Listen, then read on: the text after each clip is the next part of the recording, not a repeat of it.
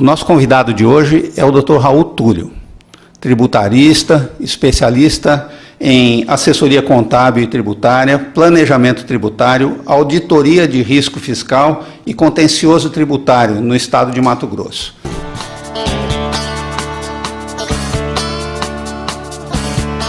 Eu agradeço a oportunidade, agradeço o espaço que vocês estão cedendo para a gente trazer informação para a população, principalmente o pessoal das micro e pequenas empresas que nem sempre consegue ter uma assessoria jurídica, uma assessoria contábil, uma assessoria tributária especializada em processo administrativo tributário, que no estado de Mato Grosso é um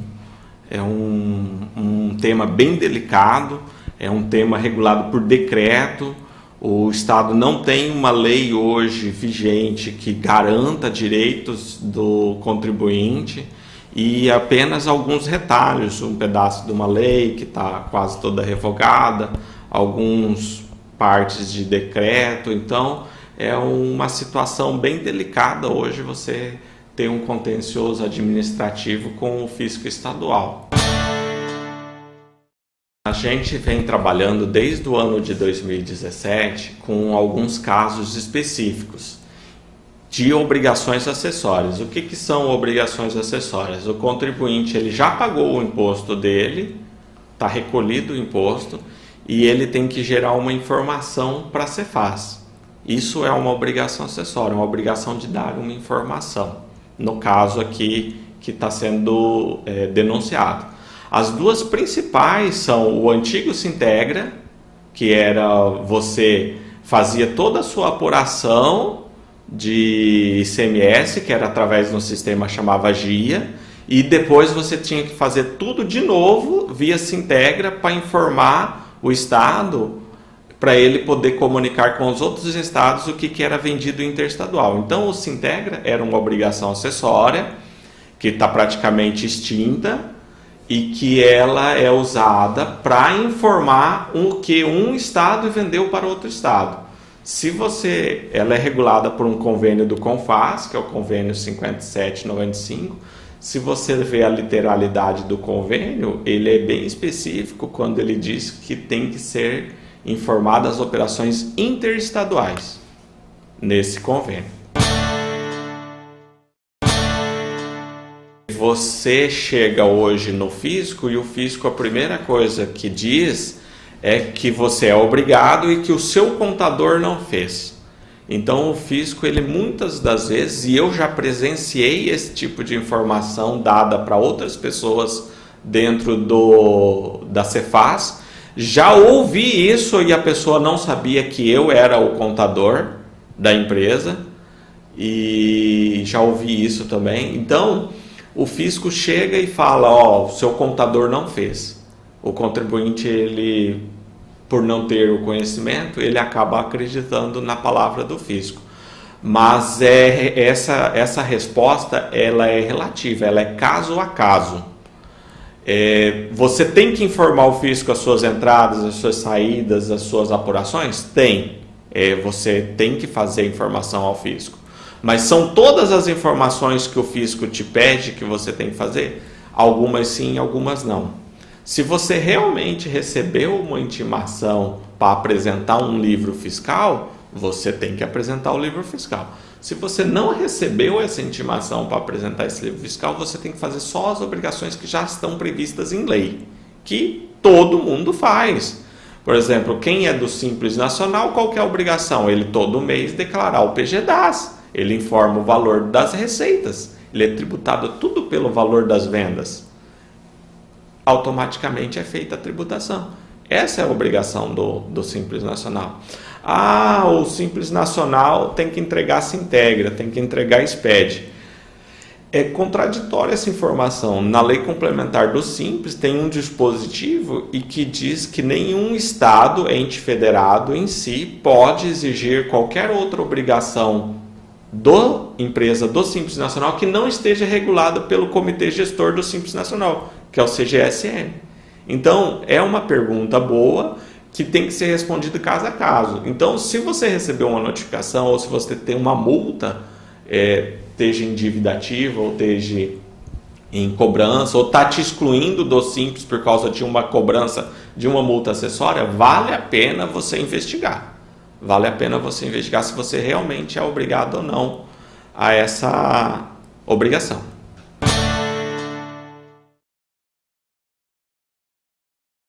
Esse é o tema da nossa denúncia. Desde 2017 a gente informou os órgãos competentes, que são a Procuradoria, a Cefaz e a Corregedoria do Estado, Corregedoria Geral do Estado, que estava havendo umas operações, umas formas de trabalho de algumas gerências da Cefaz de forma meio aleatória e meio estranha. Isso foram as primeiras denúncias em 2017, já a pedido de informações e pedido de providência dos próprios órgãos que estavam operando. Conforme foi passando o tempo, começou a aparecer mais casos do escritório. E aí a gente começou a fazer as perícias digitais, analisar o sistema fazendário do contribuinte, que ele tem uma senha de acesso, e investigar essas informações. Por que a gente disse pro MP que é uma fraude? E foi documentado essa denúncia. O contribuinte ele é obrigado a ter um cadastro no Estado, chama inscrição estadual. Quando ele faz esse cadastro, ele coloca o endereço dele, o endereço do contador, o telefone dele, telefone do contador.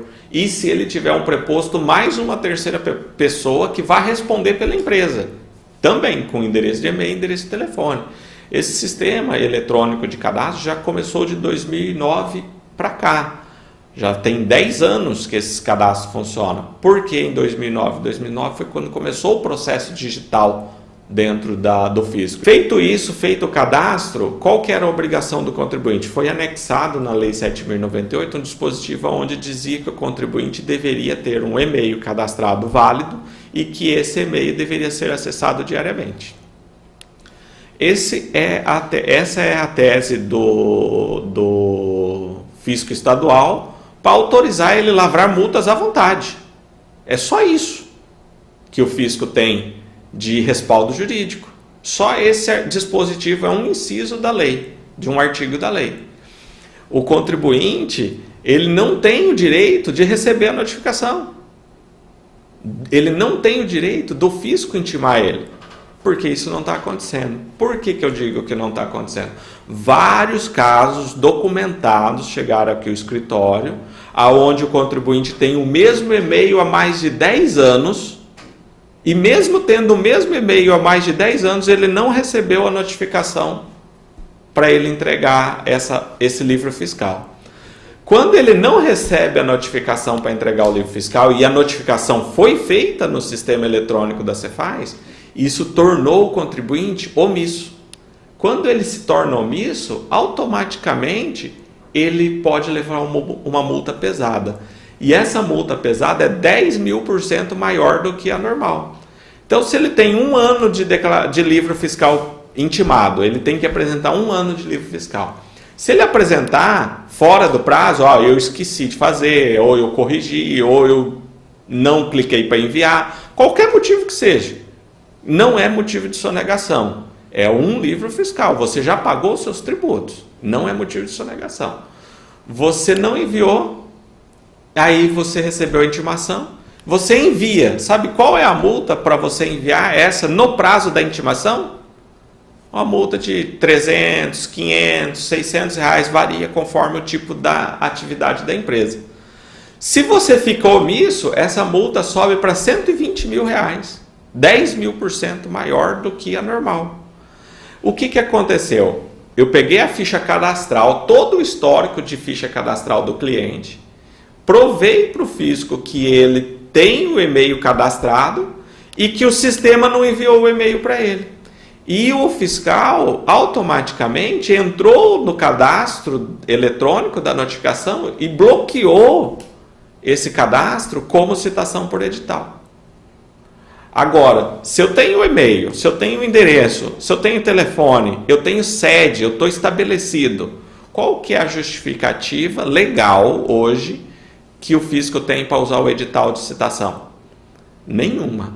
Justificativa legal que esteja disposta em lei estadual não existe. O único dispositivo que existia está revogado desde 2012. Então, ficou documentada na denúncia ao MP, ficou documentada e ficou com vários casos paradigmas documentado isso.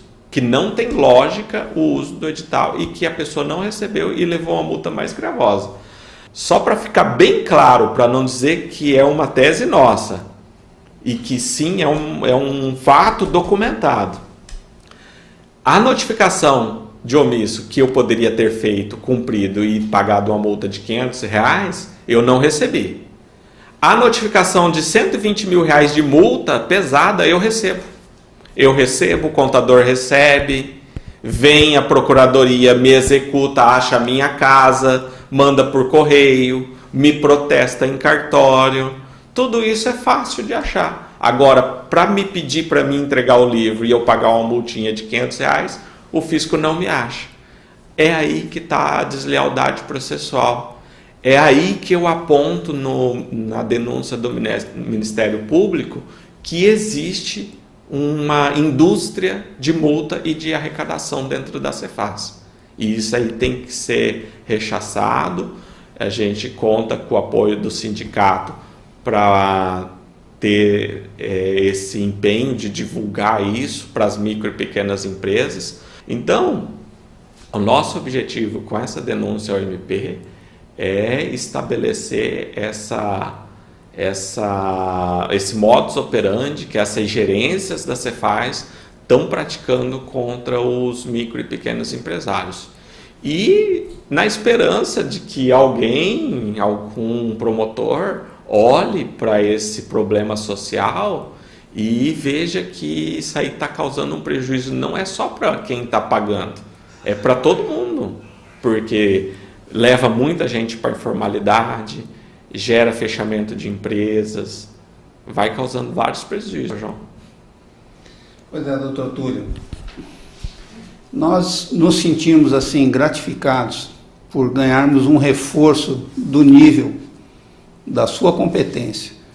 Temos recebido inúmeras denúncias e queixas do sindicato, porque prestamos assessoria na área contábil, na área jurídica, e sempre atrás de alguma informação que normalmente há representantes sindicais são absolutamente sonegadas e muitas vezes a gente não conhece os caminhos para fazer os levantamentos necessários.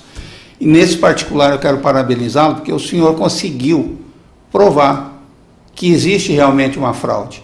Né? E que se essa fraude existe, da maneira como o senhor está colocando aqui para os micro e pequenos empresários, é uma coisa muito preocupante.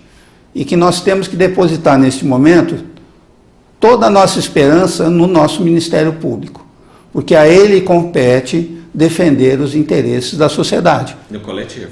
E fazer com que as leis sejam efetivamente aplicadas e de que não haja, principalmente, qualquer tipo de abuso de autoridade contra aqueles que estão produzindo riquezas e gerando empregos.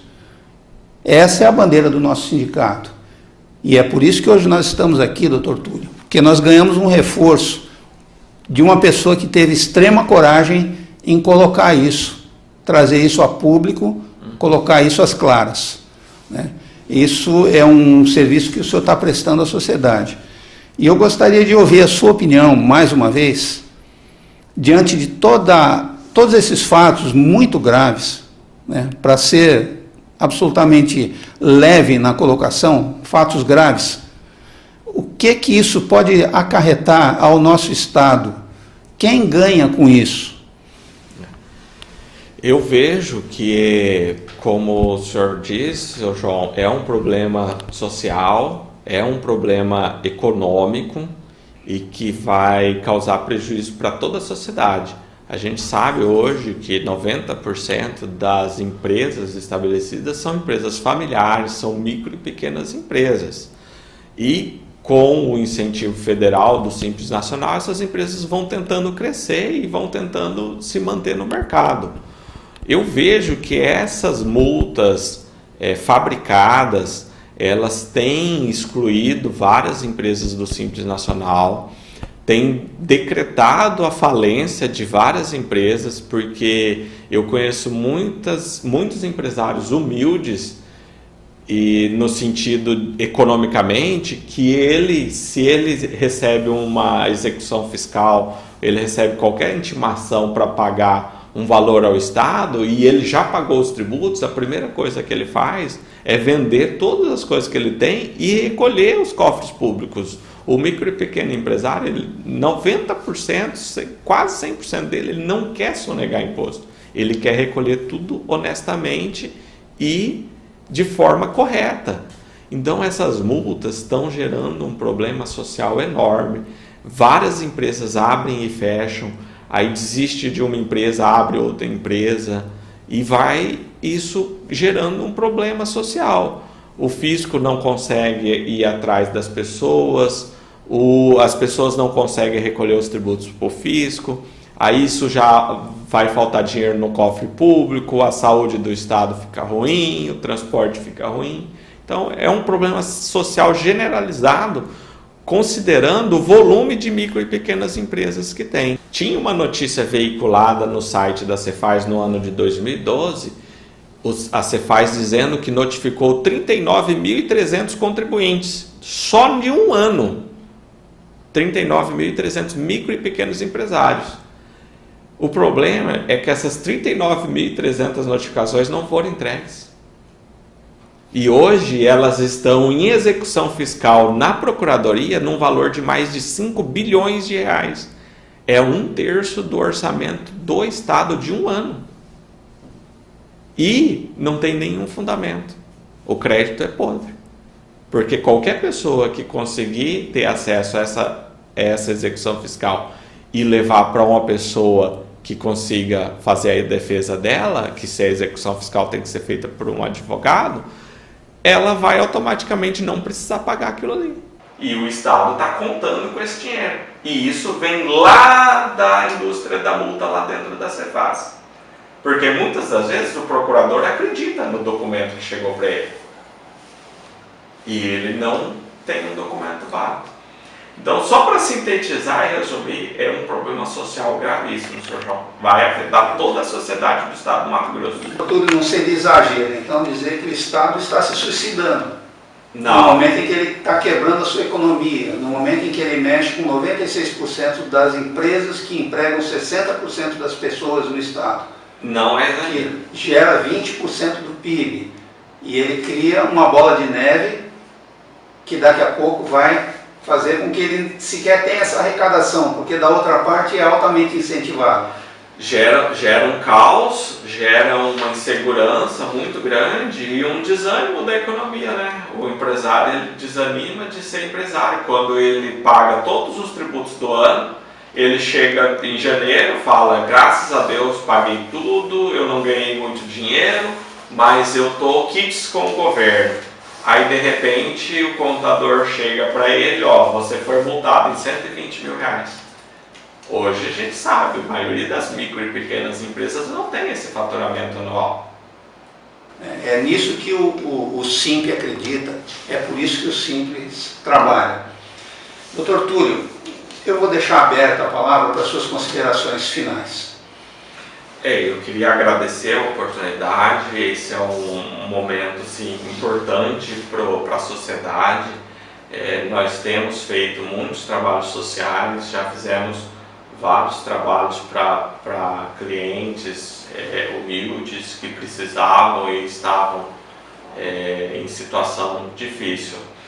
E aqui vem agradecer a oportunidade, agradecer o empenho do Simp e ressaltar para o micro e pequeno empresário que a maioria das vezes o contador dele também foi enganado pelo fisco. E a gente sofre, eu sou contador de formação, minha primeira graduação em contabilidade, e eu sei o tanto que o empresário é colocado contra o contador. E eu quero que nessa oportunidade o empresário sinta que não é o contador o seu problema. A maioria das vezes o seu problema é o fisco mesmo. Então tenha um diálogo aberto, converse com o seu contador, ele vai te ajudar a resolver seus problemas. Procure auxílio, procure ajuda do sindicato. O sindicato fornece assessoria jurídica para as empresas filiadas e vamos à luta. Não podemos abaixar a cabeça e não podemos desanimar. É isso aí. Muito obrigado. Sem dúvida, doutor Túlio. Mais uma vez, agradecemos e desejamos o mais profundo êxito. E a você que nos acompanhou até agora, interessado em um assunto que determina muitas vezes o futuro e os rumos da sua empresa, o nosso mais profundo agradecimento por ter nos acompanhado. E fique na certeza que na próxima semana teremos mais uma entrevista neste mesmo nível de interesse e de utilidade para você, que é um empresário da micro e da pequena empresa. Muito obrigado.